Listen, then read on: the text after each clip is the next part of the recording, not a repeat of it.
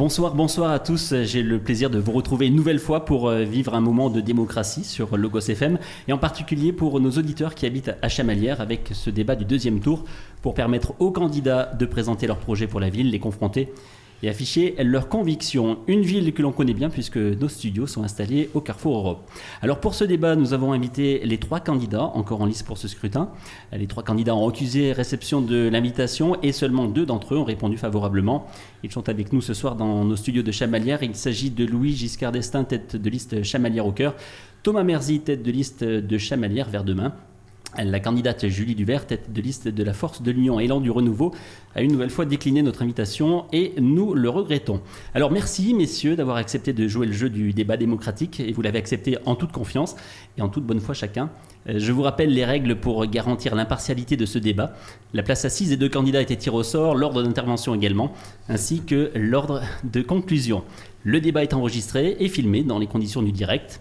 Il sera diffusé en intégralité et sans montage sur Logos FM et la vidéo sera en ligne sur les réseaux sociaux. Le temps de parole de chacun des candidats est chronométré et chacun aura droit au même temps d'antenne. Merci à vous deux donc de respecter cette contrainte.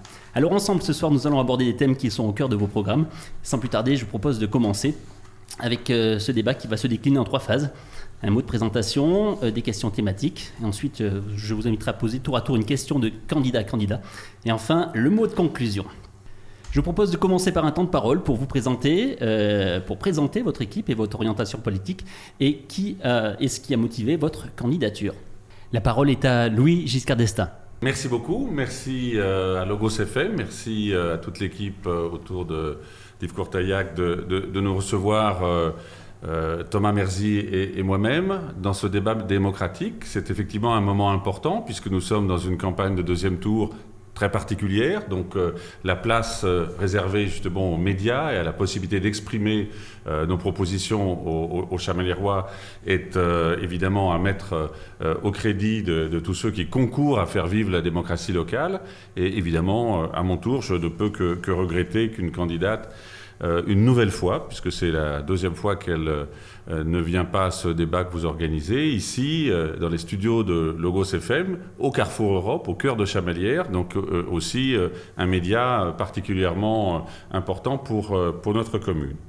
Alors je voudrais évidemment dire que je suis ici à la tête de l'équipe de Chamalières au cœur qui s'est présentée devant les Chamaliérois dès le premier tour avec cette volonté de préserver notre identité, de valoriser notre commune et en même temps d'apporter un certain nombre d'éléments de perspective sur des sujets qui sont des sujets qui touchent beaucoup les Chamaliérois. C'est le cadre de vie, c'est la propreté, c'est la sécurité, c'est aussi évidemment l'attractivité économique, la capacité à nos marchés d'être facteurs de dynamisme commercial, mais aussi à tous nos commerçants.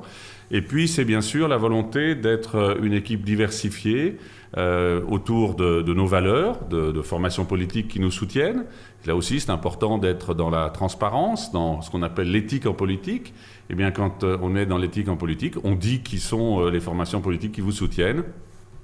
Et sur nos documents, vous verrez apparaître évidemment les logos de l'UDI, qui est ma formation politique, mais aussi des Républicains et du MoDem, et bien sûr tous ceux de la société civile qui concourent à notre dynamique du premier tour, qui nous a portés en tête. Et je voudrais remercier les Chamaliéroises et les Chamaliérois qui, le 15 mars dernier, dans un contexte de début de crise sanitaire, ont eu le courage, pour certains, la volonté, la volonté de faire vivre la démocratie locale pour venir voter à ce premier tour et qui nous ont porté en tête lors de ce scrutin. Mais bien sûr, aujourd'hui, il est important de présenter notre projet du deuxième tour et je crois que ça sera l'occasion de ce débat, de le faire en dialogue avec l'autre représentant d'une liste et puis avec vous-même dans ces studios de Logos FM.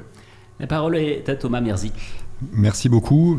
Tout d'abord, moi aussi, un grand remerciement à Logos FM de nous inviter pour ce débat de second tour dans une campagne tout à fait singulière, hein, parce que c'est pas tout à fait une campagne de second tour, puisqu'il y a eu 3 mois depuis le premier tour et surtout que d'événements pendant ces 3 mois.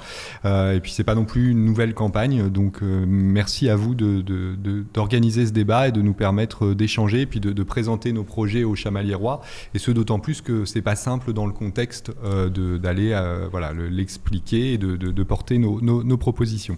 Je ne peux aussi que regretter l'absence de la troisième candidate. Moi, j'irais presque même un peu plus loin que M. Giscard d'Estaing en disant je ne comprends pas bien pourquoi elle ne vient pas échanger avec nous et échanger surtout devant les Chamaliérois et proposer son propre projet et avancer ses propres arguments. Elle avait eu la même position au premier tour, elle l'a au second, elle a au moins le mérite de la constance, mais on peut que le déplorer. Ceci étant dit, très heureux d'être là et de pouvoir débattre à deux aujourd'hui. Sur ce qui nous a motivés, nous, au départ, c'est la volonté de proposer un autre projet pour Chamalières, une autre vision de la ville, résolument tournée vers l'écologie, le développement durable, et une écologie et un développement durable qui n'oublierait personne. On sait bien qu'on va devoir bouleverser nos habitudes, nos villes vont se transformer, nos habitudes de vie vont devoir évoluer pour répondre à cette nécessaire transition écologique. Et du coup, nous, c'était notre volonté, c'était de proposer un projet qui réponde à ce défi, qui est un des plus grands défis de ce siècle. Et donc, on s'est rassemblés. Alors, une équipe plutôt jeune qui s'est constituée. Nous, on est parti du constat que les partis politiques étaient dévitalisés et représentaient peut-être imparfaitement la société. Donc, on a essayé de rassembler les forces politiques de gauche, ce qu'on a réussi à faire. Et puis on les a élargis à la société civile avec des personnalités, ce qui fait qu'aujourd'hui cette liste est composée à peu près à part égale entre des gens issus de formations politiques de gauche et des citoyens désireux d'être utiles à leur commune. Voilà, je souhaite aussi moi remercier tous les électeurs qui au premier tour, dans un contexte tout à fait singulier, ça fait quand même drôle d'aller voter avec un masque sur le visage. On va encore être dans cette situation au deuxième tour, mais depuis on s'est adapté, depuis on connaît la maladie, l'ennemi auquel on doit faire face. Au premier tour, il y avait une telle inconnue et puis la crise était beaucoup plus prégnante, en tout cas la vague s'annonçait forte. Donc c'est des images pour moi qui resteront marquées, ce premier tour des élections. Donc merci à tous les électeurs de s'être déplacés, merci évidemment à ceux qui nous ont accordé leur confiance et puis leur dire que le 28 juin prochain, voilà, il est essentiel pour la démocratie et je sais que toutes les conditions ont été prises pour que le scrutin soit organisé dans de bonnes conditions, pour qu'il n'y ait aucun risque. Et donc j'invite le plus grand nombre, parce que c'est quand même ça l'essence de la démocratie, c'est le temps électoral, c'est le temps du choix. Et donc du coup, plus il y aura de personnes qui viendront voter, plus notre démocratie sortira renforcée et puis nos projets politiques auront une légitimité d'autant plus forte. D'ailleurs, qu'on soit élu ou qu'on soit dans l'opposition, plus il y a de votants, plus on est derrière quelque part fort pour porter les actions ou porter l'opposition. La présentation étant faite, nous allons maintenant ouvrir le débat donc sur un premier sujet. Chacun d'entre vous peut intervenir à tout moment. Le débat est totalement libre, ainsi vous serez tour à tour maître du jeu, maître de votre sujet. Alors que la crise sanitaire du Covid-19 a dominé l'actualité ces derniers mois, comment avez-vous vécu cette période de confinement ? A-t-elle fait évoluer votre regard sur notre société, sur la gestion de la ville au niveau local, et a-t-elle eu une incidence sur votre programme ? Louis Giscard d'Estaing. Alors tout d'abord, comment est-ce que j'ai vécu cette crise ? Je l'ai vécu d'abord à titre personnel dans ma maison de Chamalières qui a l'avantage d'avoir un jardin.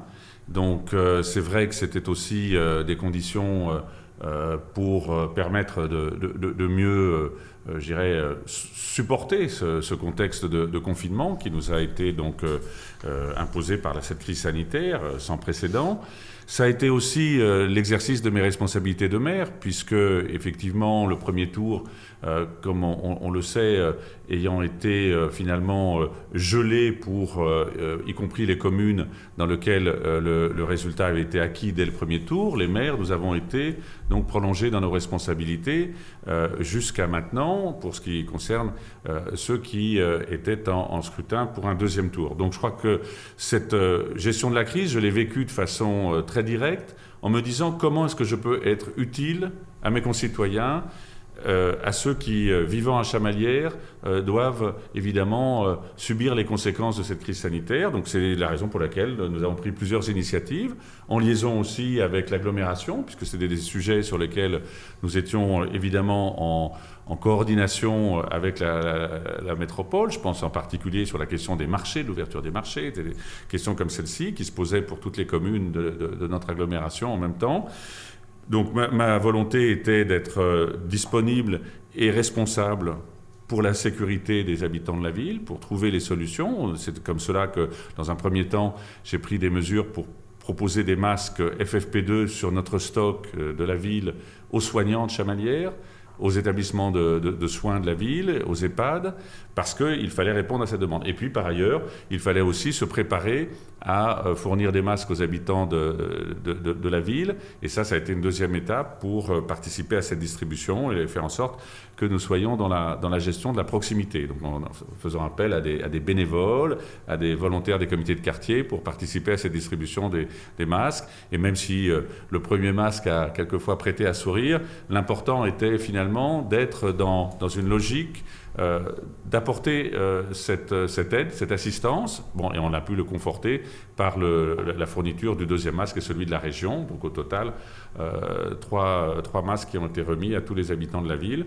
Donc ça, c'est aussi l'occasion de remercier la chaîne de solidarité, tous ceux qui sont mis en œuvre pour je dirais, répondre au contexte. Et puis, bien sûr, il y a eu aussi la volonté de permettre aux commerçants, à ceux qui étaient en situation de pouvoir le faire, de trouver des débouchés sur la ville. Je pense à ce qui a été fait ici même au Carrefour Europe avec l'ouverture d'un commerce éphémère en liaison avec l'Association des commerçants de Chamalières, que je remercie de leur contribution à avoir trouvé cette solution pour ainsi faciliter l'accès aux fruits et légumes dans ce quartier, sachant que pendant ce temps-là, les marchés de Chamalières, pendant une première période, ont été fermés par décision nationale, par la décision d'Édouard Philippe, de fermer les marchés de plein air. Et puis ensuite, on a trouvé une autre solution avec les producteurs locaux. Donc je veux dire, c'était une période très importante pour gérer les différents niveaux. Puis on y viendra aussi peut-être, la réouverture des crèches, des écoles,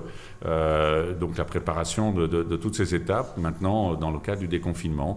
Et je crois que finalement, le fait d'avoir eu la chance d'être dans ma maison à quelques pas, quelques minutes à pied de la mairie, m'a rendu particulièrement disponible et utile pendant cette période de confinement. Thomas Merzy. Oui, alors période tout à fait exceptionnelle, hein, passé la sidération du début. Moi aussi, je suis resté confiné chez moi, alors sans jardin, mais avec un balcon. Et j'insiste là-dessus parce que justement, et Monsieur Giscard d'Estaing le disait, le fait d'avoir un extérieur changeait vraiment considérablement, enfin, des récits qu'on en a aujourd'hui, la façon dont on pouvait vivre comme ça 2 mois confinés. Donc du coup, je pense à tous ceux qui ne l'avaient pas, cette sortie sur l'extérieur, et pour qui ça a rendu les choses d'autant plus difficiles et douloureuses. Ce qui pose d'ailleurs, et on y reviendra tout à l'heure, la question de l'habitat d'une façon générale dans notre pays et dans notre commune en particulier, puisque aujourd'hui, évidemment, nous parlons de Chamalières. Moi, j'ai aussi pu, à travers mon emploi au sein de la métropole, être un peu utile en cette période de crise qui m'a... voilà, c'est toujours très agréable de pouvoir se sentir utile quand on voit comme ça son pays confronté à une telle crise, à quelque chose d'un événement sans précédent. Donc j'étais aussi bien occupé, mais heureux d'être bien occupé, puisque utile un peu à cette chaîne de solidarité dont on parlait tout à l'heure. Et puis pendant ce confinement, moi je me suis fixé une ligne de conduite, c'est de n'avoir émis aucune critique, mais absolument aucune, ni contre le gouvernement, ni contre le maire en place, parce que bien malin qui est celui qui gère ça dans un contexte qui était complètement inédit. Donc j'ai fixé comme ligne de conduite pour moi, et puis un peu pour l'ensemble de la liste, de dire Quand on traverse une tempête, on ne tire pas sur le capitaine. Une fois qu'on est arrivé au port, alors là, effectivement, c'est le moment de commencer à regarder comment on a traversé la crise. Mais pendant qu'on traverse la tempête, on n'attaque pas. Et donc du coup, là, maintenant, on n'est pas tout à fait sorti de la tempête, mais bon, on est quand même dans une mer qui est plus calme. Donc d'ailleurs, ça commence, quand il y a une commission parlementaire qui se met en place pour tirer les enseignements de la crise.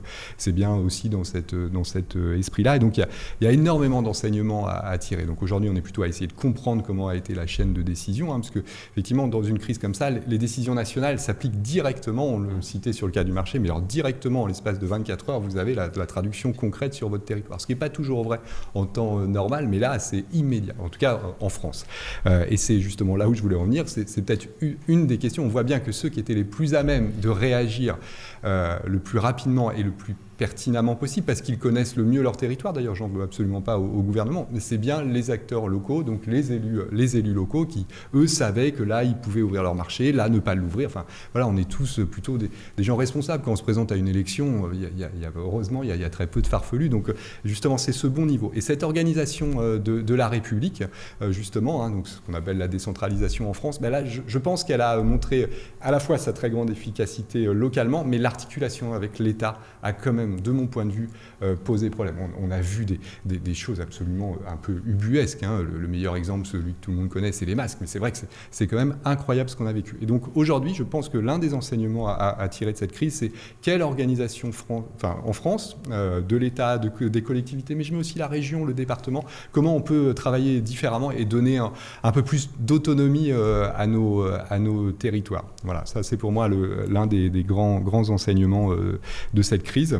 Et puis l'autre, évidemment, alors je ne sais pas si j'en parle tout de suite ou si on y vient après, c'est que évidemment, du coup, mais je sais que l'ensemble des candidats l'ont fait, on a ajusté nos programmes, on a tiré des enseignements assez rapides, on a peu de recul, et puis pour proposer des débuts de réponse. Donc je ne sais pas si je les développe tout de suite. On y va ? Très bien. Donc nous, on en a fait, 4 nouvelles propositions, parce qu'en fait, on s'aperçoit qu'il y a eu la crise sanitaire, et puis maintenant, il y a malheureusement une crise sociale qui commence et qui va malheureusement empirer dans les mois qui viennent. Enfin, en tout cas, tout le laisse à croire. Du coup, on a proposé la mise en place d'un bon de 150 € en monnaie locale, en Doum, qui serait réservé à toutes les personnes bénéficiant de minima sociaux, ainsi qu'à leurs enfants. Sur Chamalières, on estime à peu près à 300 personnes bénéficiaires du RSA, par exemple. Donc on donnerait 150 € en monnaie locale pour leur permettre justement de consommer dans des commerces locaux. Alors ceux qui acceptent la Doum, mais c'est aussi une façon de promouvoir cette monnaie locale pour justement développer l'économie circulaire, donc reterritorialiser l'économie, puisqu'on a bien vu qu'un des mots de cette crise, c'était quand même cette mondialisation. Deuxième proposition, c'est un fonds de solidarité pour accompagner les associations et les commerçants suite à la crise. Alors il y a déjà des choses qui ont été mises en place par la région, par la métropole, mais nous on voudrait en faire en quelque sorte un fonds de solidarité communal pour continuer, pour accompagner encore un peu plus les entreprises de notre commune, enfin pardon, c'est important parce que les entreprises on ne peut pas, les associations et les commerçants de notre commune qui ont été durement touchés par cette crise. Et puis on veut mettre en place un fonds numérique communal. Alors qu'est-ce que c'est que ce fonds numérique communal ? Il est de 2 ordres, en fait on a rassemblé 2 propositions sous ce titre-là. Un, de doter la médiathèque de plus d'ordinateurs avec des ordinateurs portables. Aujourd'hui, il y en a une petite dizaine à disposition. On sait qu'ils sont très utilisés, donc on voudrait les doter d'ordinateurs portables pour que les gens puissent venir s'en servir en temps normal, si vous m'autorisez l'expression, mais aussi en cas de crise, pouvoir les emprunter. C'est du ressort de la métropole, mais j'ai toujours fait le choix depuis le début de cette campagne de naviguer de la ville à la métropole, puisqu'on fait partie de cette métropole. Donc effectivement, mais sinon, c'est bien une décision métropolitaine pour ça. Et pareil pour aussi les écoles et les doter d'ordinateurs portables pour que voilà, justement le travail soit en classe soit plus facile, ou si une crise comme ça arrivait de nouveau, eh bien, on serait en capacité de prêter ces ordinateurs aux personnes qui n'en ont pas ou pas en quantité suffisante. Mais là où je voudrais insister, et contrairement à l'autre candidate qui n'est pas présente et qui a mis en photo tout ça, nous aussi on a fait du soutien scolaire, nous aussi on a distribué des masques, mais on ne l'a pas forcément photographié.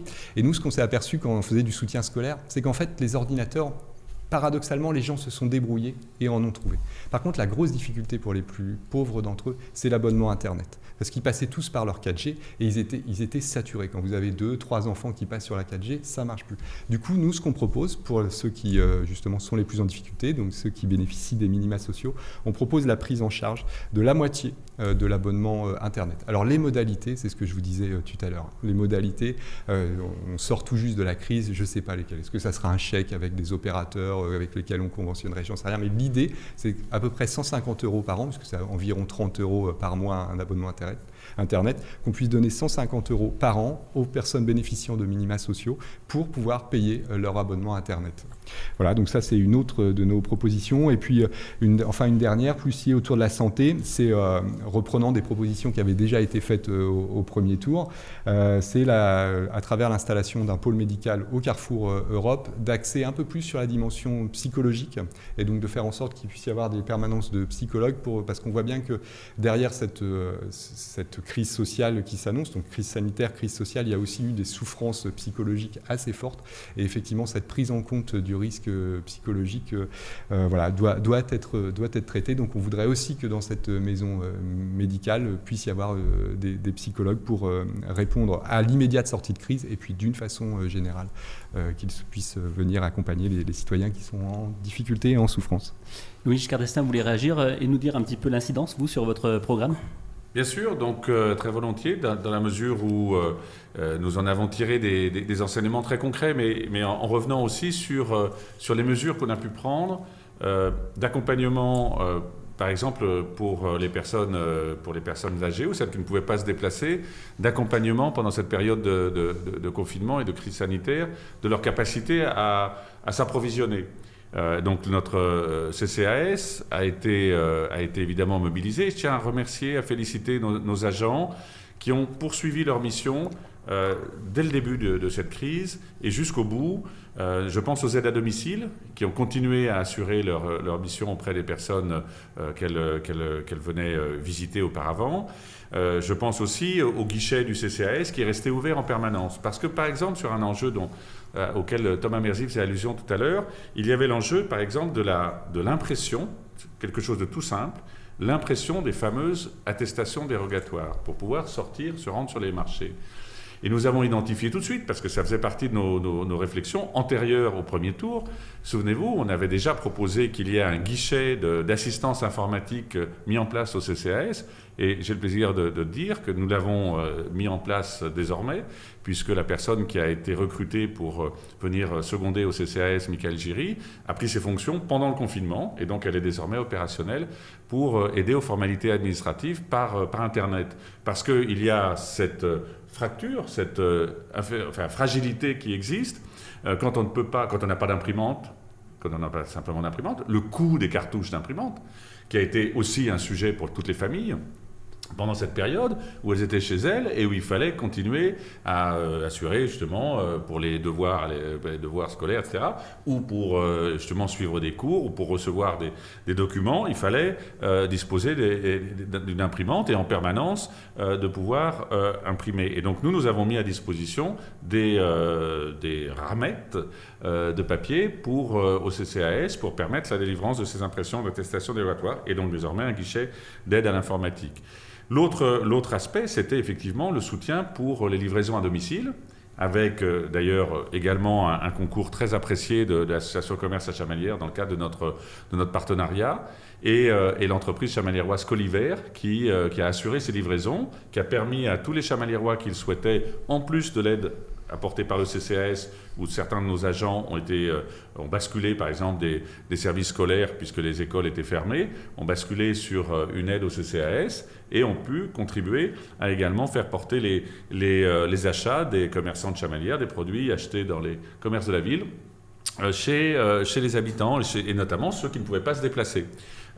Autre enjeu, c'est évidemment ce que nous avons pu réaliser autour du square de Verdun, d'abord en réouvrant le marché quand ça a été possible avec les producteurs locaux, et puis maintenant la piétonisation, qui est une nouvelle proposition issue de cette période de crise, c'est la piétonisation de la rue Hippolyte-Chatrousse le samedi matin pour le marché, parce que comme nous avons été obligés de donner des distances plus importantes dans le cadre de la distanciation sociale et des fameux gestes barrières, etc., donc il était nécessaire de trouver un moyen d'élargir le périmètre du marché, également de bénéficier à plein du nouveau parking du square de Verdun qui a démontré toute son utilité pendant cette période, puisque ce sont à la fois des moyens nouveaux pour se garer à proximité de la rue Lufbery, et puis le jour du marché, pour être directement en contact avec le marché. Et donc ça, c'est aussi la prolongation de cette période. L'autre prolongation évidente, c'est notre action au niveau du Carrefour Europe, avec notre volonté de participer à la dynamisation de ce quartier et donc la mise en place pendant la période de confinement à l'estampille de ce local municipal mis à la disposition d'un commerce éphémère. Et nous souhaitons prolonger cette initiative dans le cadre d'une pérennisation d'un commerce éphémère. Donc chacun sait que le commerce éphémère, précisément, ce sont plusieurs commerces qui peuvent se succéder dans un même local et qui peuvent apporter ainsi des produits, des services différents suivant les jours de la semaine. Voilà aussi notre volonté. Et puis, un enjeu important, c'est la communication au sein de la ville. Nous nous sommes rendus compte, évidemment, pendant cette période, que la communication ne pouvait pas se faire avec les supports habituels. On ne pouvait pas imprimer ou distribuer un journal municipal, et on ne pouvait surtout pas le faire tous les jours. Or, Thomas Merzy le rappelait tout à l'heure, les décisions gouvernementales et leur implication locale, municipale, leur traduction municipale, il fallait les donner, je dirais, en live, enfin en direct le plus possible aux habitants de la ville. Donc j'ai eu l'occasion de communiquer sous plusieurs formes. D'abord en enregistrant des vidéos, des messages aux Chamaliérois permettant de leur donner les dernières nouvelles et de les informer des mesures qui étaient prises pour la ville, de le faire sur le site internet de la ville, et puis d'autre part via Facebook Live. J'en ai fait 4 pendant la période de confinement, qui est un média très intéressant pour répondre concrètement à des questions, à des sollicitations, et de le faire sous une forme finalement interactive et relativement accessible à ceux qui sont évidemment sur Facebook. Et puis enfin, la lettre d'information de la ville, qui est un lien avec notre site internet. Nous avions 3000 abonnés au début de la crise, on est passé à 6000. On a doublé le nombre d'abonnés à cette lettre qui a été effectivement reconnue comme étant un véhicule très intéressant pour faire passer un certain nombre d'informations et de mesures ou de propositions que nous avions à faire à la population pendant cette période de crise.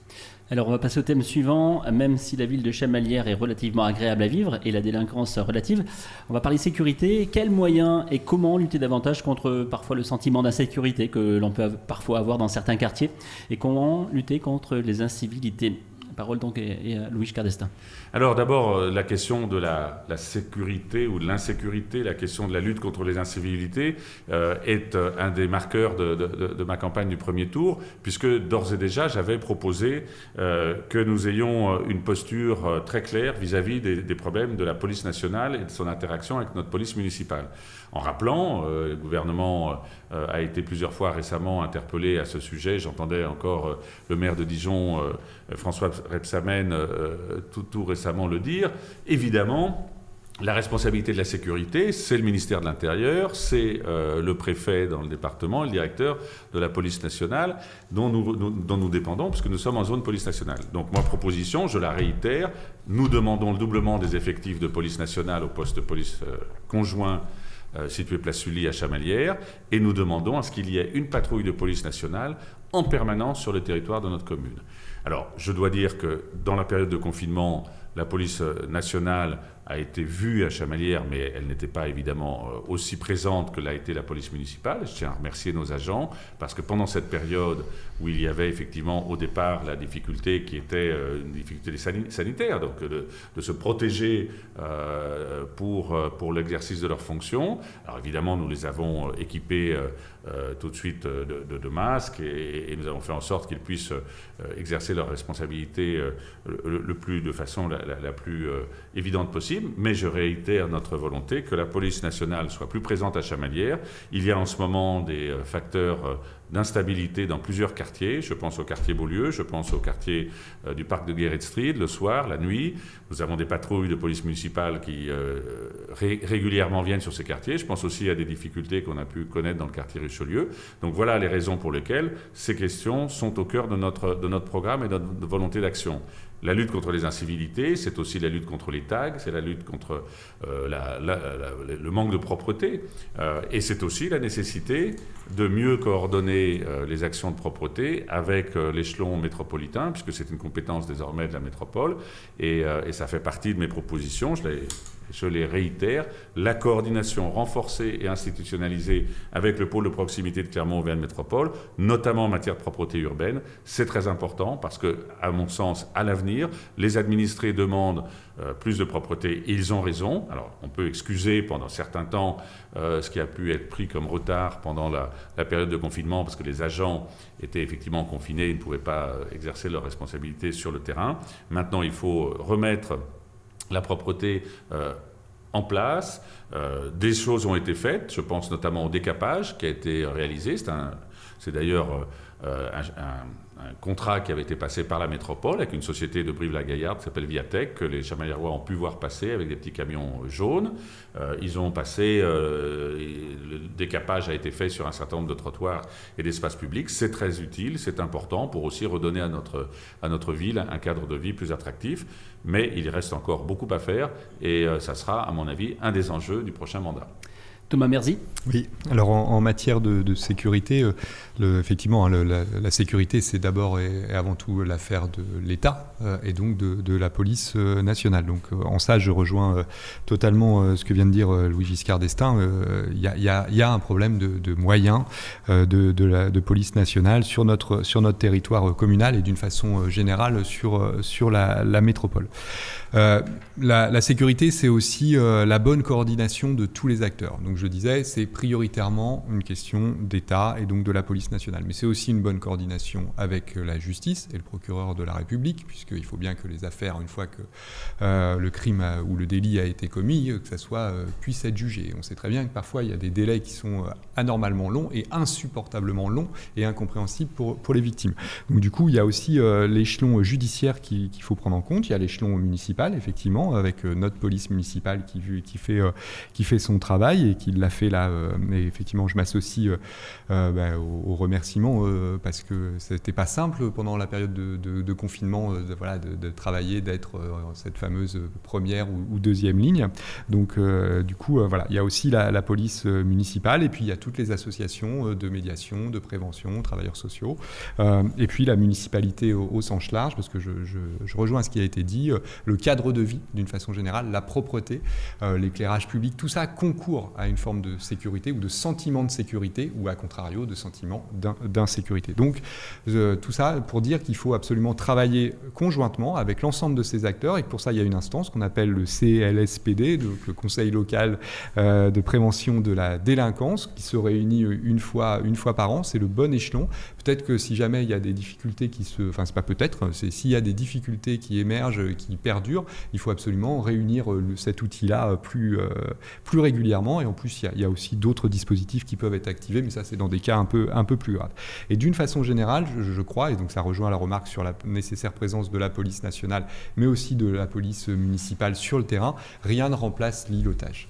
Voilà. De toute façon, dans des cas d'incivilité ou de délits qui sont pas trop graves, rien ne remplace l'îlotage, le fait de patrouiller, d'être là sur le terrain. Ça rassure et ça empêche beaucoup. Donc on doit absolument tendre vers cette direction. Il y a une vingtaine d'années ce qu'on appelait la police de proximité qui avait fait ses preuves. Malheureusement, elle a été supprimée. L'actuel gouvernement a essayé de la remettre sous une forme édulcorée, mais bon, nous on n'a rien vu venir en tout cas.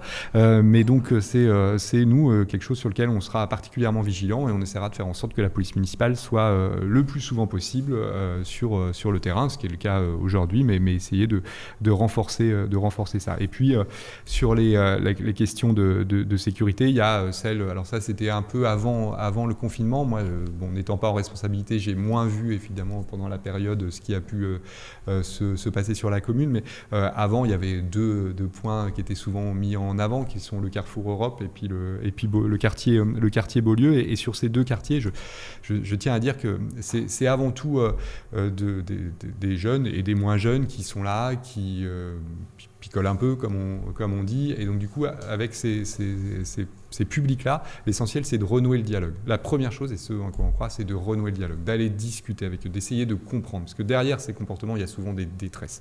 Et donc du coup, d'essayer de dialoguer avec eux pour essayer d'enclencher des solutions. Ça ne marche pas à tous les coups, loin s'en faut. Mais au moins, il faut essayer. Donc nous, on est prêts à mettre en place, soit avec des associations, soit peut-être même en recrutant des médiateurs ou des travailleurs sociaux qui viendraient effectivement dialoguer et essayer de trouver des réponses et des solutions à ces regroupements qui, on le sait, sont parfois mal vécus, et on peut le comprendre par les habitants et les riverains du quartier. Et enfin, une petite parenthèse sur les caméras de vidéosurveillance. Il y en a eu beaucoup d'installées.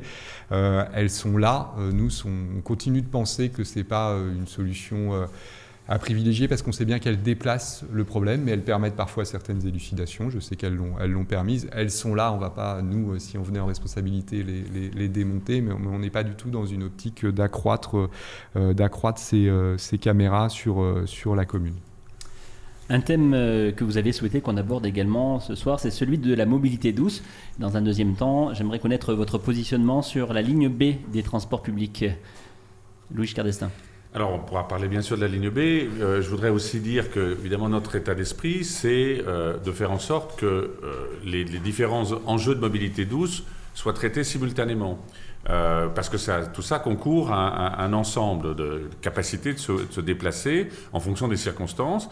Donc, ça veut dire sur la ligne B, plus exactement pour nous, sur l'avenue de Royat, nous ne demandons pas une ligne en site propre, nous demandons des bus propres. Nous demandons des bus électriques ou hydrogène, qui soient donc des bus sans émission de CO2, alors qu'actuellement, on a des gros bus diesel qui ont comme autre inconvénient, par un poids l'essieu trop important, de défoncer l'avenue de Royat. Ce qui crée des conditions de transport qui sont inconfortables pour les passagers de ces bus, et puis par ailleurs, qui crée un danger sur la chaussée pour les cyclistes qui utilisent l'avenue de Royat.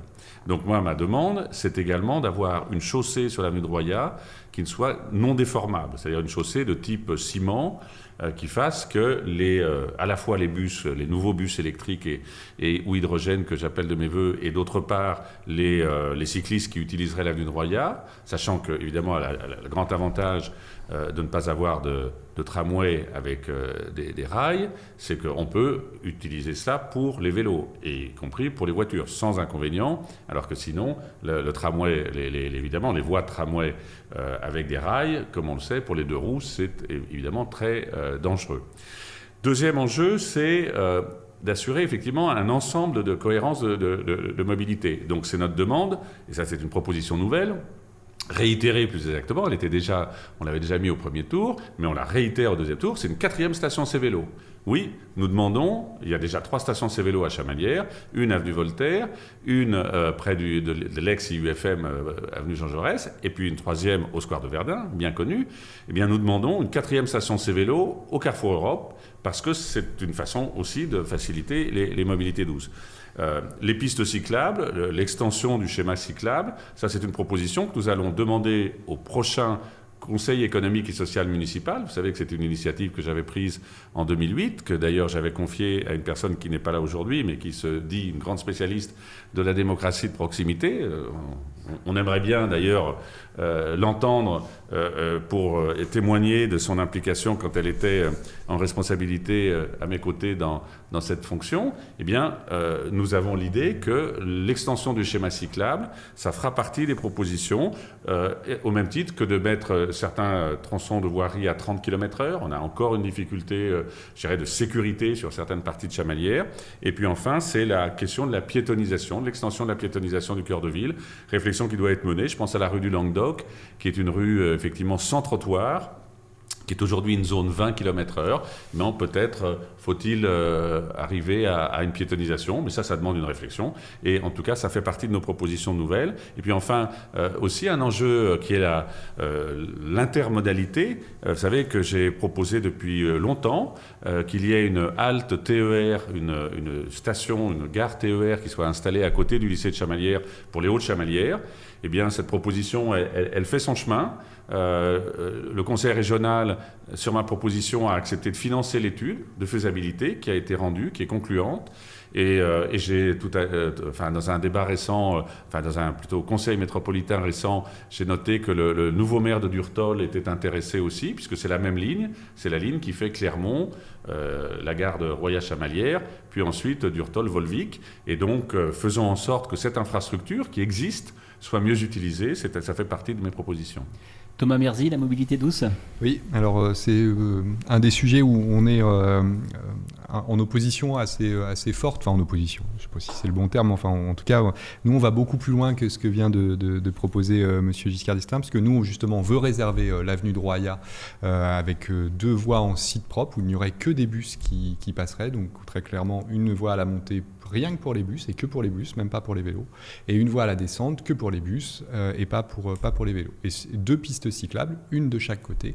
Une fois que vous avez mis tout ça, on voit ce qui reste, parce qu'aujourd'hui les études sont en cours, mais ne sont pas terminées, mais il restera, on est à peu près sûr qu'il restera juste une file pour faire passer les voitures. Donc ça veut dire, très concrètement, probablement dans ce sens-là d'ailleurs, que les voitures monteraient l'avenue de Roya, mais devraient redescendre par un autre chemin, et qui serait probablement l'avenue des Thermes. Donc on voit bien effectivement, quand on connaît un peu la commune et qu'on l'utilise, que ce soit l'avenue des Thermes ou l'avenue de Roya, mais je ne le cache pas, que ça serait un bordel. Ou l'avenue Joseph Clossat. Ou l'avenue Joseph Clossat, tout ça va se reporter, et donc ça va être le bazar dans un premier temps. On assume parfaitement. Nous, on dit on est face à un tournant. Il faut absolument diminuer les émissions de gaz à effet de serre. 30% de ces émissions de gaz à effet de serre proviennent des voitures. Donc, on a 10 ans pour réussir. Et donc, du coup, maintenant, on est face à des choix difficiles. Et donc, on propose de mettre en place un système de bus en site propre, associé à une modernisation de l'ensemble du réseau, donc la ligne 5, la 10 et la 13 qui desservent les autres quartiers de Chamalières, qui est une offre de transport en commun de qualité, facile. Qu'est-ce que c'est qu'un bus en site propre ? C'est un bus toutes les 4 minutes et vous êtes sûr du temps de parcours. Voilà, c'est ça. C'est finalement comme un tramway, mais sans les rails, si je puis m'exprimer ainsi. Et donc, du coup, une fois que vous avez ça, cette ossature, alors effectivement, il y aura beaucoup moins de place pour la voiture. Et on assume parfaitement.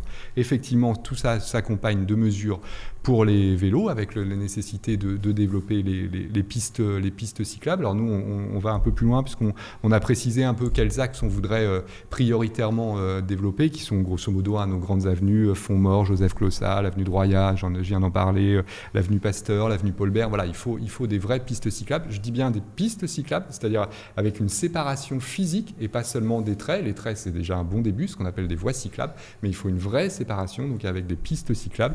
Totalement d'accord pour la 4e station C-Vélo au Carrefour Europe. Nous, on va même plus loin, puisqu'on propose une sorte de maison mobilité, un peu esquissée d'ailleurs par la mise à disposition dans l'ancienne mairie une fois par mois, quand le SMTC vient mettre à disposition vélo en assistance électrique. Nous, on voudrait le rendre un peu pérenne, pour qu'il y ait en permanence, ou peut-être pas en permanence, mais enfin au moins un ou 2 jours par semaine, que les Chamaliérois puissent venir retirer des vélos électriques en location, ou des scooters électriques, ou même on réfléchit à un système d'autopartage. Tout ça se porte au niveau de la métropole, mais encore une fois, je le redis, on navigue entre les projets métropolitains et municipaux. Et je le redis vraiment avec force, oui, c'est un choix difficile, oui, ça ne sera pas simple. Mais on n'a plus le choix. On n'a plus le choix. Vraiment, notre planète brûle. L'expression n'est pas de moi, mais pour le coup, elle est assez imagée pour toujours faire réagir. Et donc, du coup, il faut changer en profondeur nos comportements et donc, du coup, s'interroger sur la place de la voiture.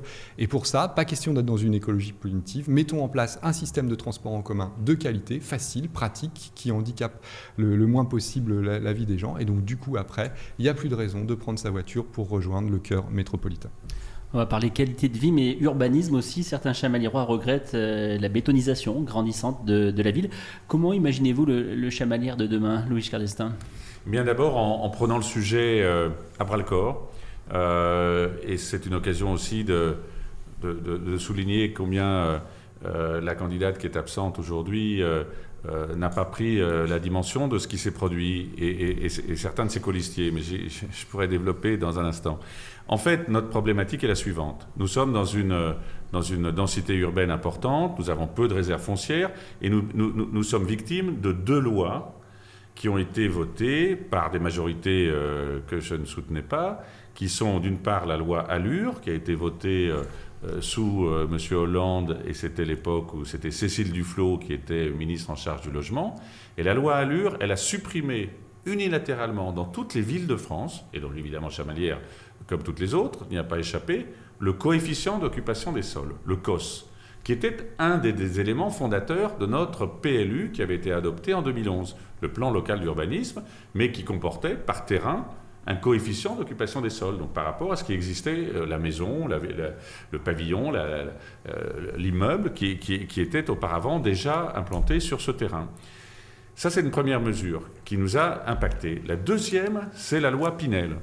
Et la loi Pinel, c'est une loi votée sous l'égide de Madame Pinel, qui a d'ailleurs succédé à Cécile Duflot, sous Hollande à nouveau, et qui a mis en œuvre une politique en faveur de l'acquisition de logements locatifs pour, faciliter l'accès à ce type de logement. Sauf qu'il y a une carotte fiscale.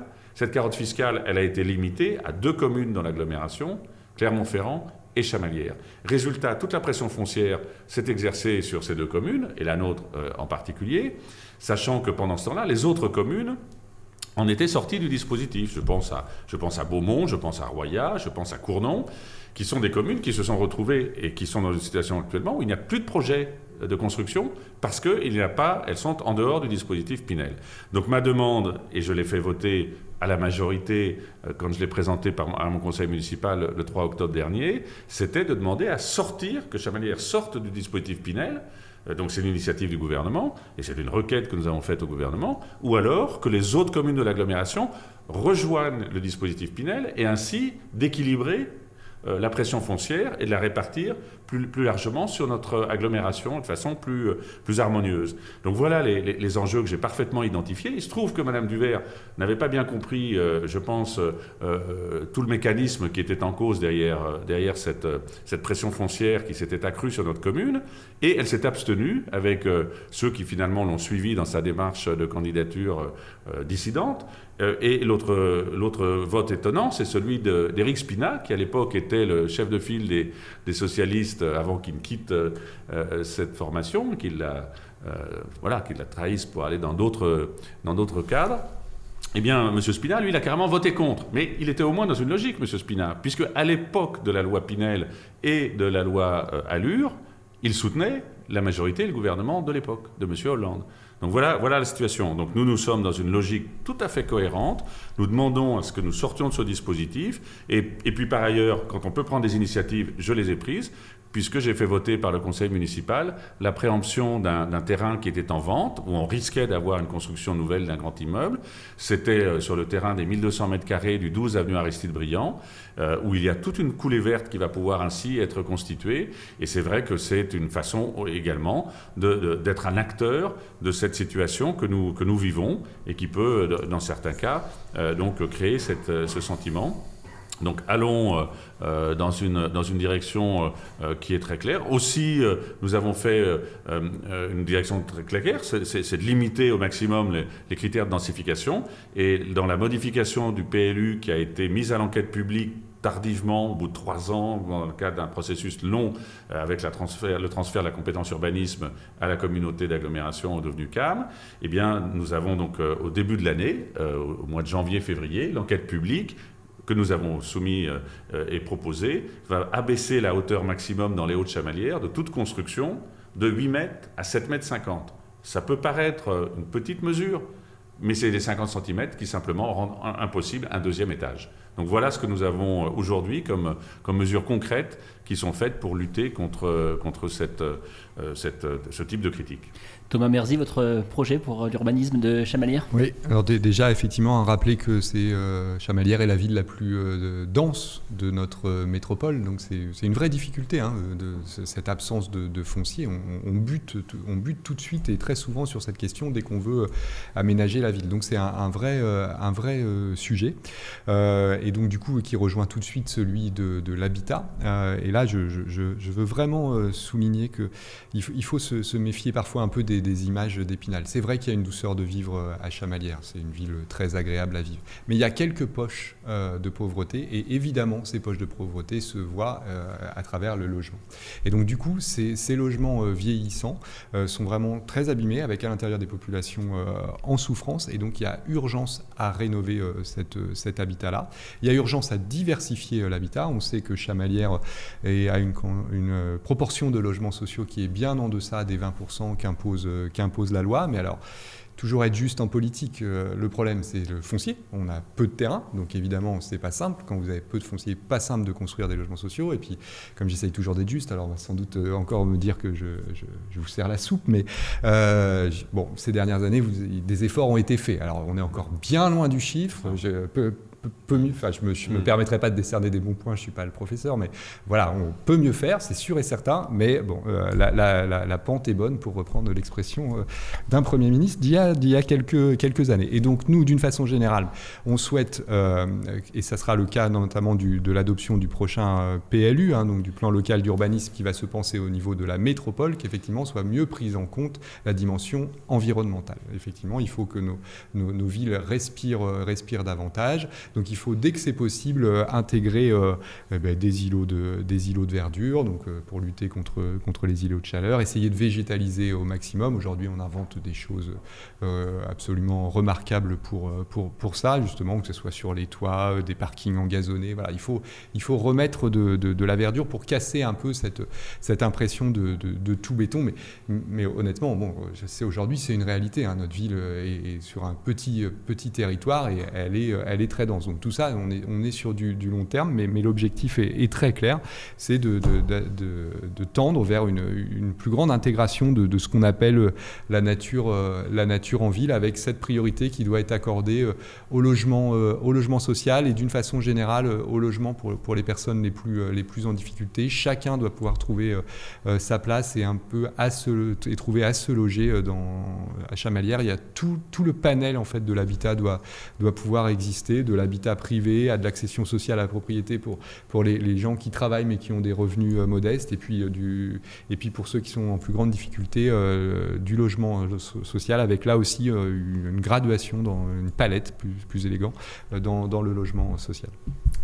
Quel projet avez-vous pour redynamiser le quartier Europe qui est en cœur de ville?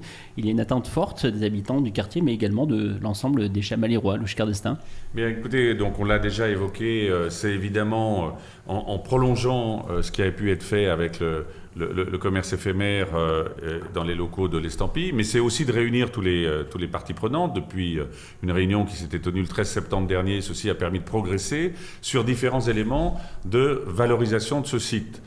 Peut-être l'avez-vous remarqué, puisque vos studios sont situés sur ce Carrefour Europe. Depuis quelques jours, nous avons végétalisé le Carrefour Europe avec l'installation de 12 magnolias dans des belles vasques rouges qui donc permettent d'égayer aussi cette dalle et ce quartier. Alors il faut continuer avec plusieurs efforts pour la recherche de commerçants ou d'acteurs commerciaux, ou alors, donc là c'est avec le recrutement en liaison avec la CCI, recrutement d'un manager commercial, mais c'est aussi la possibilité d'être facilitateur de projets qui permettraient d'implanter durablement au Carrefour Europe d'autres types de professions. Et je pense en particulier aux professions de santé, d'où l'idée de créer une maison de santé au Carrefour Europe. Vous savez qu'aujourd'hui, il y a un déficit par rapport aux généralistes qui partent en retraite, c'est-à-dire un manque de renouvellement des généralistes qui étaient sur notre commune et qui sont amenés à prendre leur retraite. Donc nous voulons faciliter l'arrivée de nouveaux généralistes qui ont besoin souvent d'être à plusieurs pour pouvoir assurer des tours de garde et des permanences dans de meilleures conditions de vie familiale et personnelle pour ces médecins. Donc nous sommes favorables à la création au Carrefour Europe d'une maison de santé. Et puis il faut continuer à faire des efforts pour améliorer le décor du Carrefour Europe. Nous avons commencé en démontant un kiosque qui était au centre de ce carrefour, qui était au centre de ce Carrefour Europe de la Dalle, et pour rendre cet endroit plus agréable, plus facile pour y déambuler, mais en même temps pour y trouver un décor, relativement attractif. Et donc l'idée étant de savoir, mais il faut que les copropriétaires soient d'accord avec nous, et entre eux en particulier, faut-il démonter l'escalator, le remplacer par un escalier, faut-il ôter la verrière qui masque une partie de la coursive supérieure du Carrefour Europe. Voilà tous les enjeux sur lesquels nous avançons. Il y a eu déjà des propositions que nous avons faites. Nos services techniques, y compris pendant la période de confinement, ont continué à travailler sur ces sujets et les ont proposés aux différents acteurs. Voilà, on est facilitateur de solutions, sachant qu'il y a également, évidemment, parmi les acteurs, le magasin Auchan et le groupe Cartus qui possède actuellement l'immeuble qui est situé entre l'avenue de Royat et la place Charles de Gaulle. Nous avons aussi fait des travaux d'amélioration du pourtour sur l'avenue de Royat. Et puis dernière chose, c'est que nous allons très prochainement, si les électeurs le veuillent bien, puisque c'est dans nos projets, créer ce passage piéton sous la passerelle pour rejoindre directement de l'espace Simone Veil, le parc de Geretsried et faciliter la traversée de l'avenue de Fontmaur, comme nous l'avons fait en face de la Poste pour la traversée de l'avenue de Royat, en créant cette liaison, alors qu'auparavant c'était un passage souterrain qui n'était pas, utilisé dans de bonnes conditions ou qui n'était simplement pas adapté. Donc voilà, toutes les sortes de facilitations pour rendre ce quartier plus ouvert sur le reste de Chamalières, liaison douce entre l'espace Simone Veil et le parc de Geretsried, et puis amélioration du cadre général de la dalle de la place Charles de Gaulle. Thomas Merzy, comment imaginez-vous le Carrefour Europe de demain ? Oui, alors déjà il y a le Carrefour en lui-même, et donc je parlais tout à l'heure de l'arrivée de la ligne B, donc à la faveur de l'arrivée de cette ligne B, repenser un peu tous les flux de circulation qui sont au niveau du Carrefour Europe, qui sont aujourd'hui fonctionnent très bien pour les véhicules motorisés, que ce soit les voitures ou les bus. Quand vous êtes en vélo ou à pied, c'est plus du tout la même chose. Donc à l'arrivée profitant des travaux sur la ligne B, on profiterait pour justement lancer, nous, ce qu'on a appelé un grand concours d'urbanisme pour repenser tout ce carrefour Europe. Et puis l'autre, ça c'est un premier point. Le deuxième point, c'est l'idée d'arrimer le Carrefour Europe au centre-ville. En fait, de faire une liaison, mais ça vient un peu d'être esquissé. L'idée, c'est vraiment de relier le Carrefour Europe au centre-ville. Et c'est pour ça, comment faire ? Effectivement, créer une sorte de déambulation piétonne évidente. Donc, il y a la fameuse question de la traversée de l'avenue de Fontmaur. Donc, il y a effectivement la notion de passage clouté ou de revoir cette passerelle, d'imaginer autre chose. Ça sera l'objet du concours d'urbanisme. Mais aussi, peut-être, c'est une des pistes de réduire, puisque l'avenue de Fontmaur est une des plus grandes de la métropole, d'une des plus larges, de la métropole. Donc, du coup, là, ça peut aussi être l'idée, c'est que ça puisse être traversé facilement à pied pour après arriver au parc de Geretsried. Et après, alors je suis content d'entendre que la proposition de piétonisation de la rue du Languedoc, vous l'avez reprise, puisque nous, on l'avait dite, on ne l'avait pas écrite, mais on l'avait dite justement à votre micro avant le premier tour. Donc, effectivement, on voit bien que là, si on piétonise la rue du Languedoc, vous rejoignez tout le centre-ville, la rue Lufbery et le square de Verdun. Et du coup, en se disant, aujourd'hui, le centre-ville de Chamalières fonctionne plutôt bien, et donc du coup que l'attractivité s'étende et vienne profiter jusqu'au Carrefour Europe. Et puis après, il y a l'intérieur même du Carrefour avec la place Charles de Gaulle, où là effectivement c'est pas simple. Non, c'est pas simple parce qu'il y a une pluralité d'acteurs, donc plus vous êtes nombreux autour de la table, plus se mettre d'accord est toujours difficile. Mais je crois que tout le monde sent bien que cet urbanisme de dalle a vécu, et donc il faut absolument le végétaliser. Donc là c'est des pots de fleurs, il faut aller plus loin. Il y a effectivement cette question de l'escalator qui doit être traitée, de la verrière. Voilà, il faut aérer tout ça. Là aussi, nous, on n'a pas la solution miracle. On voit la direction, mais on n'a pas la solution miracle, d'où l'idée de cet urbanisme. Puis j'en profite pour parler du sous-sol du Carrefour Europe, avec le parking, en dit N-1, puisque à la faveur de la ligne B, et j'en ai pas parlé tout à l'heure, il faut absolument des parkings relais pour que les gens viennent se garer et hop, montent dans le bus. Et donc nous, on a dans l'idée que ce parking qui est aujourd'hui fermé, mais qui appartient à la fois, je crois, à Auchan, enfin je ne sais plus, c'est Auchan Immo, je crois, le propriétaire, mais aussi à beaucoup de propriétaires privés. Donc il faut mettre tous ces gens d'accord, ce qui n'est pas simple du tout, pour qu'on puisse le transformer en parking relais de la future ligne B en site propre. Là, je suis heureux à mon tour. Alors, Thomas Merzy disait que nous avions pris une idée dans son programme sur la rue du Languedoc et sur la piétonisation de la rue du Languedoc. Et puis là, je suis heureux qu'il aille dans le sens d'une proposition que j'avais formulée, puisque j'ai déjà écrit au président du SMTC, à François Rage, pour lui demander officiellement que le SMTC s'investisse dans la reprise et la création d'un parc relais, la reprise de ce parking de 140 places qui est situé sous la dalle du Carrefour Europe. Et ça serait effectivement très judicieux, à la fois pour je dirais, être dans la logique d'un parc relais pour la ligne B, bien sûr, mais aussi pour permettre à ceux qui veulent faire des achats et venir dans des commerces ou dans des activités de service qui seraient au Carrefour Europe, d'avoir un parking à proximité. Et je compte sur Thomas Merzy, quel que soit le résultat des élections, je compte sur Thomas Merzy pour appuyer auprès du SMTC, parce que ça sera évidemment notre rôle à ce moment-là respectif, d'aller dans le même sens pour obtenir cette décision. Et donc justement, je voudrais à ce stade de nos échanges et du débat faire une petite parenthèse, parce que quand vous êtes sur une élection municipale, vous êtes sur un projet local. Et si vous êtes animé sincèrement, vous n'avez qu'une envie, c'est d'être utile à votre territoire. Vous avez juste envie de répondre aux attentes des concitoyens en y répondant avec vos convictions. Donc moi je dis, mais c'est normal qu'il y ait plein de points communs. On en a, là on voit bien, et donc du coup des fois on se pique pas les idées. C'est juste qu'à un moment effectivement il y a une bonne solution, une solution qui semble pertinente émerger et on la reprend. Donc là effectivement on vient de parler de la rue du Languedoc, on vient de parler de ce parking relais. Je vais par exemple citer Madame Duvert, qui malheureusement n'est pas là, mais là elle a repris pendant la campagne, alors elle l'avait dit dans son premier document, mais nous on l'avait dit tout au début, et tant mieux, l'idée d'une navette électrique entre les quartiers de la ville. Je crois qu'elle avait aussi pris la maison médicale, je crois qu'on est à peu près tous d'accord sur la maison médicale Carrefour Europe, où là j'ai vu qu'elle mettre à disposition des maraîchers des terrains municipaux pour produire des légumes bio pour les cantines scolaires. Alors nous on ne l'avait pas tout à fait dit comme ça, on le voyait plus à l'échelle de la métropole, mais pareil, on a la même idée. Et pourtant, effectivement, je ne partage pas du tout les mêmes orientations politiques, au niveau national, et les mêmes philosophies politiques que M. Louis Giscard d'Estaing ou que Mme Duvert. Mais si c'est pertinent pour le territoire, c'est ça qui compte, c'est d'être utile à ses concitoyens. Faire de la politique, c'est avant tout avoir le goût d'aider, d'aimer les autres et donc d'être utile. Sinon, on ne fait pas de la politique. On fait ses propres carrières, mais on ne fait pas de la politique. Donc je n'ai aucun mal, effectivement, à avoir des propositions communes quand elles sont intelligentes. Nos commerçants, nos marchés, la qualité des produits, les conseils prodigués à leurs clients font la réputation de notre ville et participent à son attractivité, à son dynamisme.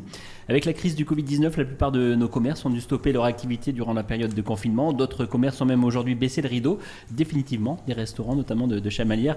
La reprise est encore balbutiante du fait des règles sanitaires. Comment les soutenir dans la relance de leur activité et plus largement, quel projet avez-vous pour nos commerçants et le commerce local ? Mais d'abord des mesures que nous avons pu prendre pendant la période de confinement pour essayer effectivement d'être facteur de soutien à ces commerces, je les ai évoqués tout à l'heure. Ça a été pour faciliter évidemment les commerces qui étaient en place pendant les commerces sédentaires pendant la période de confinement. Et puis c'est aussi d'être aujourd'hui un facteur d'aide très concrète à tous ceux qui ont connu des difficultés pendant cette période. Alors ce sont des dispositifs, Thomas Merzy le rappelait tout à l'heure, qui ne sont pas du niveau strictement municipal. Il y a le niveau régional, il y aura le niveau du fonds métropolitain de l'agglomération, auquel évidemment nos commerçants ou les entreprises ou les services qui ont été impactés durement par cette crise pourront faire appel et nous les mettrons en rapport. Dans mon équipe municipale, ça n'est pas un hasard. Si dans ma nouvelle équipe renouvelée, il y a un vice-président de la CCI de Clermont, parce que nous voulons aussi peser de tout notre poids en faveur des commerçants et avoir des ambassadeurs, des interlocuteurs qualifiés pour aider. Et puis aussi, il faut trouver des solutions pratiques. Je parlais tout à l'heure évidemment des colis verts, de ce qui avait pu être fait avec l'association Commerce à Chamalières pour faciliter tout simplement la vie des commerçants et de leurs clients. Donc ce sont toutes ces mesures que nous continuerons à prendre. Il y a tous les critères évidemment du stationnement. Je rappelle, stationnement gratuit entre midi et 2 heures en faveur des restaurateurs de Chamalières. Nous essayons aujourd'hui évidemment de faire revenir vers eux le maximum de clients, puisque cette période de confinement a fait qu'ils ont été fermés et puis que des habitudes ont pu être perdues. Donc avec toute mon équipe depuis la sortie du confinement, nous sommes jour après jour dans les commerces et chez les restaurateurs de Chamalières pour leur montrer, je dirais, notre implication forte à leur côté. Et puis, il faut aussi, évidemment, être facteur de propositions nouvelles. Nous avons le square de Verdun en a été une, donc le stationnement, l'extension du stationnement à côté de la rue Lufbery pour permettre à plus de clients de venir dans les commerces de centre-ville. Puis, je pourrais parler aussi des arrêts minutes à proximité de l'ensemble des commerces dans tous les quartiers de Chamalières. Parce que l'activité, elle existe aussi, bien sûr, à Beaulieu, avenue Joseph Clossat, à Gambetta, et elle ne se concentre pas uniquement dans le centre-ville. Donc il faut aussi penser à tout cela, et c'est notre préoccupation en ayant créé des 86 arrêts minutes à proximité de tous les commerces de la ville. Thomas Merzi ? Oui, alors donc pour essayer, suite à cette crise du Covid, de relancer l'économie, donc effectivement, il y a les dispositifs 10 plans de relance, plans d'urgence qui sont portés par la région, puisque c'est elle qui est compétente en la matière, mais à laquelle la métropole s'est associée en versant 1 million d'euros, je crois, à vérifier, mais je crois que c'est d'1 million d'euros. Et donc du coup, les commerçants et les entreprises de Chamalières ont pu émarger à ce fonds. Donc ce que je vous disais tout à l'heure, nous on veut aussi créer un fonds de solidarité plus communal, là juste à destination des commerçants et des associations, pour venir encore un peu plus en complément, tant on a conscience que la crise qui vient d'être vécue est sans précédent et qu'il faut absolument tout faire pour que les commerces ne ferment pas. Ça c'est pour le côté offre. Pour le côté demande, j'en ai aussi parlé tout à l'heure, c'est les fameux 150 € pour les personnes les plus en difficulté, pour leur permettre de consommer local à travers donc cette monnaie locale qu'on appelle la Doum. J'insiste là-dessus, sur l'économie circulaire, sur l'économie territoriale.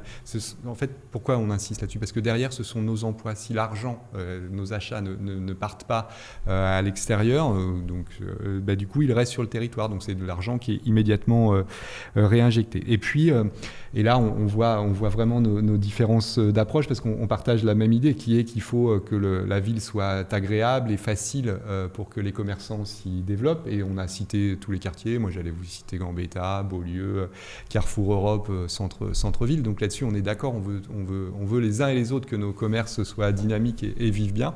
Mais pour ça, il faut effectivement favoriser l'accès à ces commerces, mais c'est là où on diverge vraiment. C'est-à-dire que nous, on pense que vraiment l'accès par les transports en commun, par les voies piétonnes, parce qu'on se déplace énormément à pied aussi sur notre commune. Elle est petite, on en parlait tout à l'heure sur l'urbanisation, donc il y a beaucoup de déplacements qui se font à pied. Il y a le service effectivement des colis verts qui ont été à l'honneur pendant ce Covid, qui ont montré que d'autres types de livraisons étaient possibles, voitures électriques, des vélos. Voilà, donc c'est pas le tout voiture. C'est pas nos parkings, nos business. Nous ne croyons pas en ça. Par contre, un cadre de vie de qualité qui favorise l'accès facile, agréable dans nos commerces, oui, ça, nous partageons cet esprit-là.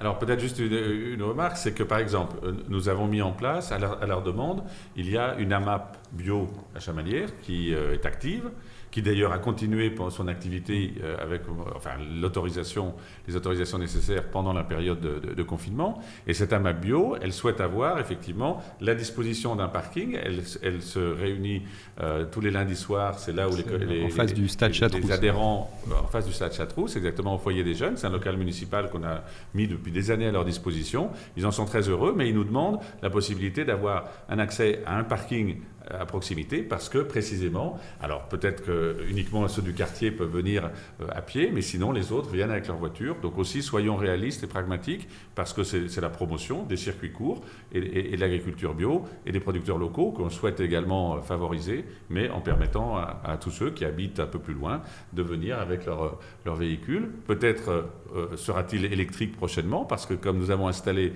au Square de Verdun une borne de recharge pour les voitures électriques qui a fait l'objet d'une publicité pour la Renault Zoé. On a été très fiers de voir pendant cette période de confinement sur tous les écrans de télévision. Et bien voilà, donc on est dans une logique, on cherche à trouver des solutions, y compris en facilitant les voitures électriques et bien sûr tous les autres moyens de transport doux. Juste, alors je réponds effectivement, on ne passe pas du tout voiture au plus de voitures du jour au lendemain. Il y a effectivement déjà un temps long, c'est important en la matière. Il y a effectivement les solutions de véhicules électriques qui aujourd'hui se heurtent à un prix qui est quand même rédhibitoire pour beaucoup de nos concitoyens. Donc ça, c'est vraiment quelque chose sur lequel on doit travailler. Et puis effectivement, on ne va pas passer du jour au lendemain. Je ne dis pas d'interdire les voitures, mais je dis qu'effectivement, la tendance générale, c'est bien à moins de voitures, à privilégier d'autres formes de déplacement, en tout cas toute forme de déplacement qui limite les émissions de gaz à effet de serre. Un thème que vous avez souhaité aborder, c'est celui également, on l'a un petit peu abordé déjà, celui de la réduction des inégalités sociales. Louis-Giscard d'Estaing. Alors c'est tout l'enjeu évidemment de notre action sociale à travers ces différents outils que sont le Centre communal d'action sociale, que sont notre espace solidarité. Je tiens aussi à remercier les agents de la ville pendant la période de confinement. L'espace solidarité, ce qui est aussi notre banque alimentaire, et puis un lieu pour trouver éventuellement des vêtements, des jouets. Ce lieu, avenue Aristide Briand, est resté ouvert pendant toute la période de confinement et je remercie les agents et les agentes qui l'ont fait fonctionner, l'ont fait vivre, parce que c'est la chaîne de solidarité telle qu'elle est au quotidien dans notre ville. Et moi, je le dis, nous sommes une ville qui connaît toutes sortes de situations de fragilité sociale, familiale. Nous avons le centre départemental de l'enfance qui est situé sur Chamalières. Il faut bien voir aussi ce que ça représente comme problématiques qui sont d'actualité au cœur de notre ville. Donc tout ça, on doit bien sûr les intégrer et essayer de trouver les différentes solutions. Mais c'est notre action sociale, les animations pour les seniors, c'est tout ce qui a été développé, les repas de Noël pour les personnes âgées, enfin toutes sortes d'opportunités de démontrer que nous sommes dans une chaîne de solidarité pleine et entière. Alors la parole va être à Thomas Merzy. On est à 31 minutes pour Thomas Merzy, 34 minutes 38 pour Louis-Giscard d'Estaing, donc vous avez un petit peu de temps pour développer. Super, tant mieux. Tant ce thème nous tient à cœur, parce qu'effectivement, comme voilà, il y a de plus en plus de France, c'est une réalité. Moi, je vous en parlais tout à l'heure, il y a quelques endroits dans la commune. Alors, je sais bien l'image qu'a Chamalières, et quelque part, c'est tant mieux. C'est une ville où il fait bon vivre, plutôt avec un revenu moyen, plutôt élevé au sein de la métropole, et c'est tant mieux. Mais justement, c'est ça qui rend d'autant plus insupportable qu'au sein même de notre commune, il y a parfois des poches de pauvreté, des gens qui sont en grande souffrance. Et donc nous, effectivement, notre objectif, c'est bien de proposer un projet résolument écologique, ça j'en ai beaucoup parlé, mais qui n'oublie personne et justement qui n'abandonne pas ceux qui ont le moins. Et donc du coup, on va être force de proposition en la matière. Donc c'est la proposition que je faisais sur la rénovation des copropriétés les plus vieillissantes pour justement les gens qui sont dans des logements qu'on sait fortement dégradés, qu'on puisse les accompagner dans la rénovation thermique pour pouvoir après diminuer les factures énergétiques.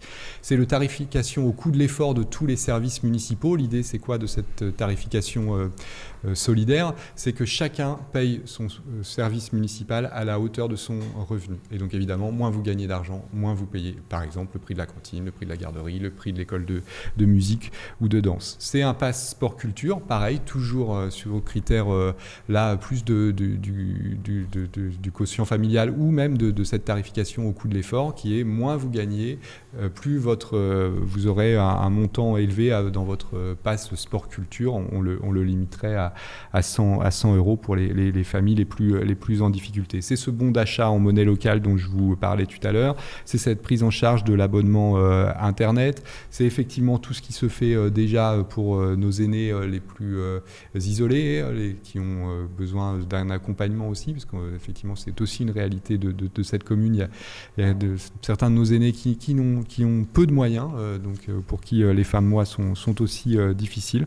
Voilà, pour nous c'est vraiment l'autre pilier de notre projet, c'est celle de la réduction des inégalités. Ces inégalités donc, puisque j'ai un peu de temps, j'en profite, qui tirent un peu plus chaque jour l'élastique de notre pays et qui, si on n'y prend pas garde, un jour craquera et aura des conséquences extrêmement préoccupantes. Donc nous, le cœur de notre engagement, c'est bien celui-ci, c'est bien que ceux qui ont le moins soient les plus accompagnés, les plus aidés par la solidarité, là en l'occurrence municipale et métropolitaine, mais y compris évidemment nationale, régionale ou départementale.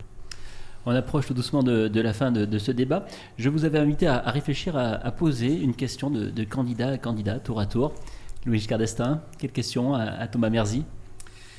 Alors, quelle question à Thomas Merzy? Écoutez, ma question sera la suivante. C'est si nous sommes appelés à travailler ensemble au conseil municipal, dans un rôle respectif, Thomas, quels seraient, vous, les points, les sujets sur lesquels vous souhaiteriez pouvoir vous investir?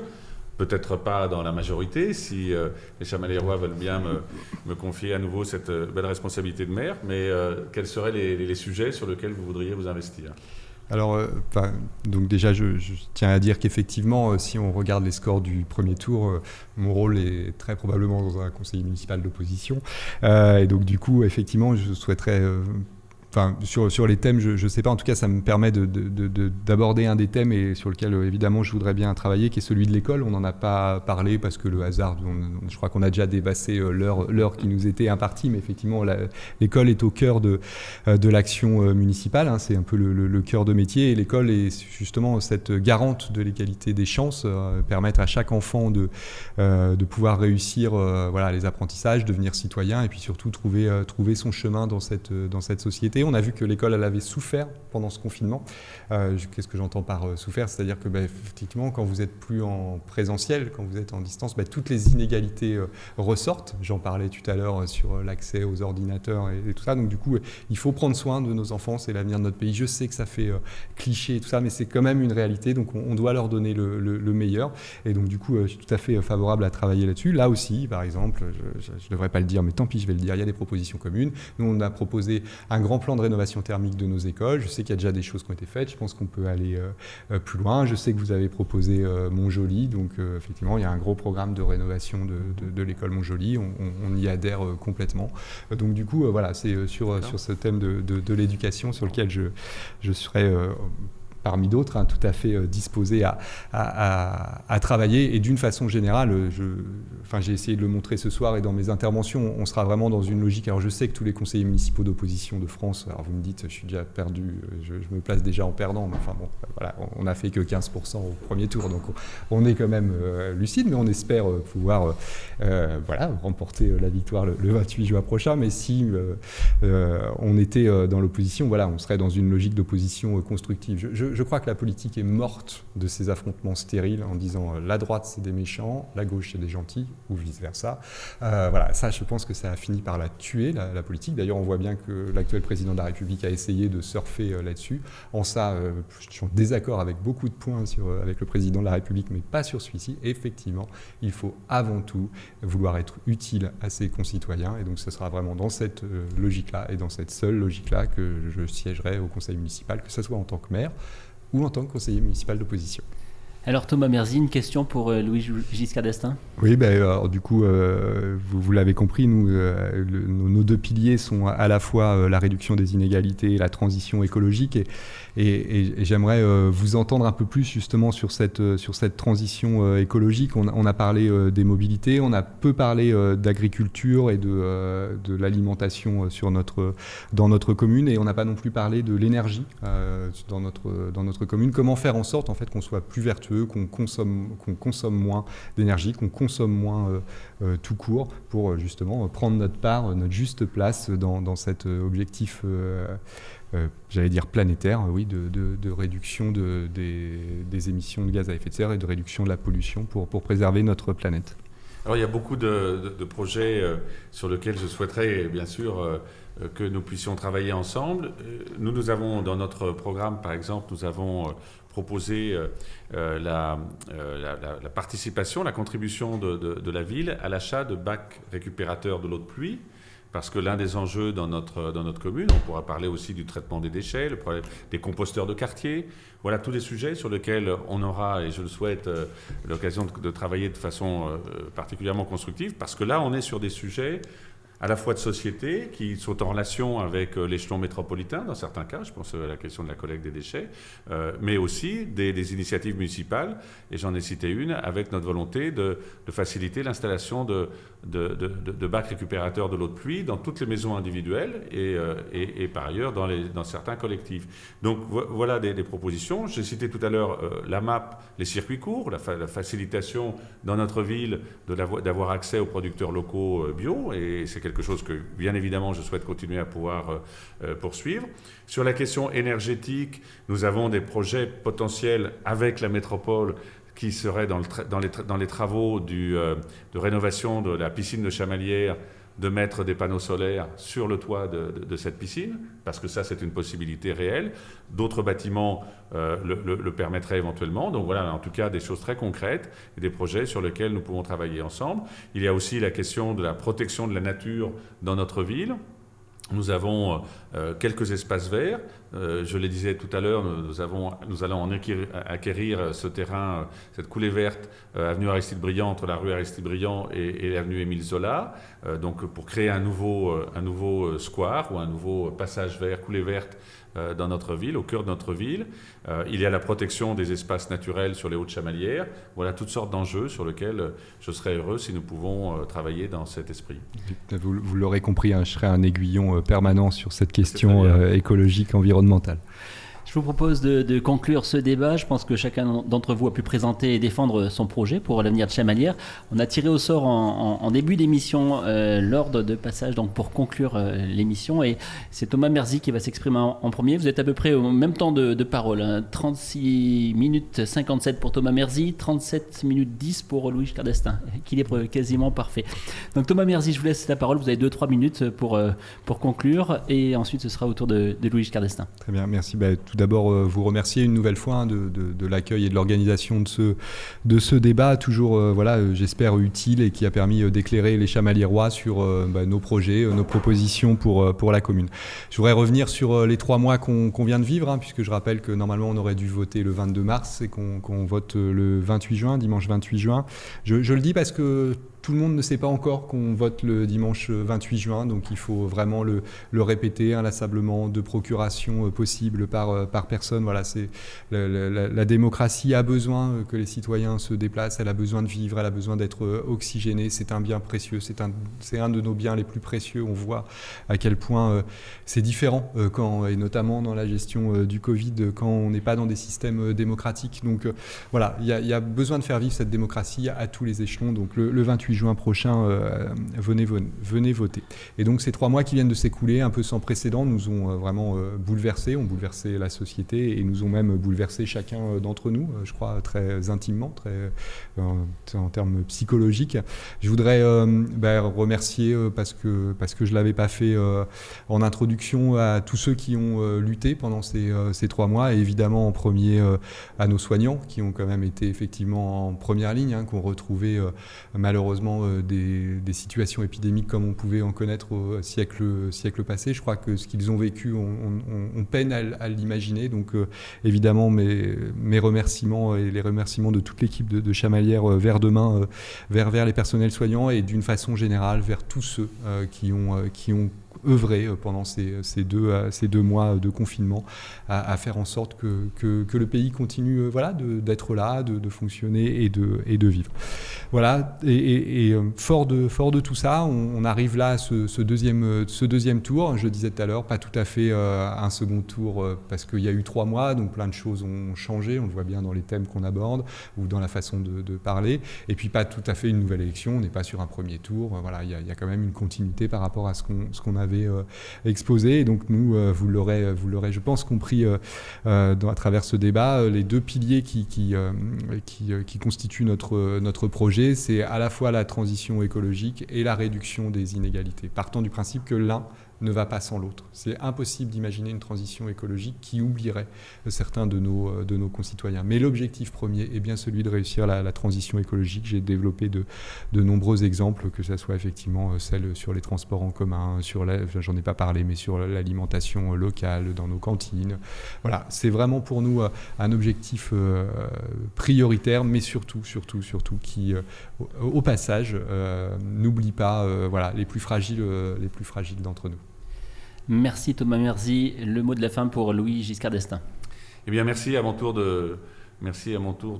pour ce débat qui nous a permis d'exposer nos arguments, qui nous a permis aussi de développer les projets que nous avons pour notre ville, et puis aussi de dire à quel point la question de la solidarité a pu être au cœur de notre action, la sécurité des Chamaliérois et la solidarité vis-à-vis de tous ceux qui souffraient. Nous avons également mis en œuvre cette pratique de solidarité avec les soignants, avec la communauté des soignants de Chamalières. C'était la prolongation, mais c'est aussi la démonstration de la prolongation d'une cohérence d'action municipale, puisque Chamalières était devenue une ville adhérente du réseau des villes santé de l'OMS il y a quelques années. C'était une initiative que j'avais prise. On me disait, mais finalement, la santé publique, c'est pas forcément une compétence municipale. Oui, c'est vrai, c'est pas une compétence municipale, mais les enjeux de santé publique, c'est quelque chose qui nous concerne, d'autant plus que nous sommes, par ailleurs, une station touristique et thermale associée avec Roya dans un projet de station bien-être. Donc je crois qu'il faut continuer dans cette logique. Nous l'avions fait avec les pharmaciens de la ville en installant des défibrillateurs automatiques sur chacune des 8 pharmacies de la ville. Cette action, nous l'avons prolongée pendant la crise sanitaire en mettant à la disposition des pharmaciens des masques FFP2 pour les soignants. Donc oui à la solidarité, à la poursuite d'une action tournée vers ceux qui en ont besoin. Également, la solidarité, c'est protéger. C'est la sécurité des habitants. Donc cette action, nous voulons continuer à la mettre en œuvre parce que nous voyons bien aujourd'hui des facteurs d'incivilité, voire plus, de déstabilisation de la sécurité au quotidien. Et puis c'est aussi la façon d'assurer un cadre de vie le plus harmonieux possible, de rendre compatibles les différentes formes de mobilité dans notre ville, de ne jamais oublier que les facteurs de déplacement peuvent être aussi des handicaps. Donc nous devons y apporter des solutions pratiques et on les a évoquées tout à l'heure. Je crois qu'on est vraiment dans cet état d'esprit-là. Et puis enfin, c'est faciliter évidemment l'attractivité, continuer à jouer sur les leviers de l'attractivité commerciale parce que c'est la vitalité des commerces qui crée l'emploi, qui crée aussi les conditions d'un bien-être et d'un cadre de vie partagé et que ceci correspond à la prolongation de nos propositions du premier tour. Alors effectivement, le 28 juin, il faut une mobilisation nouvelle, notamment de ceux qui ne sont pas venus voter au premier tour.